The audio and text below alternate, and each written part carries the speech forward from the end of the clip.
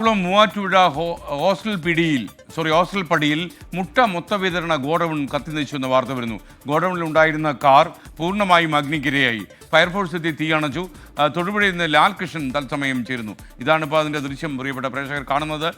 പറയൂ ലാൽകൃഷ്ണൻ, എന്താ സംഭവിച്ചത്? ഈ കച്ചവടം നടത്തുന്ന സ്ഥലമാണോ അത്?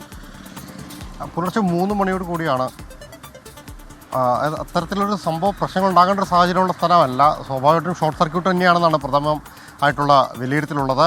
പുലർച്ചെ 3 മണിയോട് കൂടിയാണ് ഈ തീപിടുത്തം ഉണ്ടായത്. തീപിടുത്തമുണ്ടായി ഏകദേശം 2 മണിക്കൂറോളം സമയമെടുത്താണ് തീ പൂർണ്ണമായും കെടുത്താനായത്. മൂവാറ്റുപുഴയിൽ നിന്നുള്ള 2 ഫയർഫോഴ്സ് യൂണിറ്റുകളാണ് ഇതിനുവേണ്ടി പരിശ്രമിച്ചത്. ഈ മുട്ട വിതരണ കേന്ദ്രത്തിൻ്റെ ഗോഡൌൺ പൂർണ്ണമായും കത്തിനശിച്ചു. ഗോഡൌൺ സമീപത്തുണ്ടായിരുന്ന കാറും പൂർണ്ണമായി കത്തിനശിച്ചു. മാത്രമല്ല, ഒരു കരീം എന്ന് പറയുന്ന ഒരാളുടെ ഉടമസ്ഥതയിലുള്ളതാണ് ഈ ഗോഡൌൺ. അദ്ദേഹത്തിൻ്റെ വീടും അതിനോട് ചേർന്ന് തന്നെയാണ്. ആ വീടിനും കാര്യമായ കേടുപാടുകൾ സംഭവിച്ചിട്ടുണ്ട്. നേരത്തെ നമ്മൾ പറഞ്ഞ പോലെ ഷോർട്ട് സർക്യൂട്ടാണ് എന്നുള്ളത് തന്നെയാണ് പ്രാഥമിക നിഗമനം. പക്ഷേ അതുമായി ബന്ധപ്പെട്ടുകൊണ്ട് വിശദമായൊരു അന്വേഷണം നിലവിൽ ആരംഭിച്ചിട്ടുണ്ട് എന്നുള്ളതാണ് ഫയർഫോഴ്സും പോലീസും നൽകുന്ന വിവരം. ഓക്കെ, തൊടുപുഴയിൽ നിന്ന് ലാൽകൃഷ്ണനാണ് വിവരങ്ങൾ നൽകിയത്.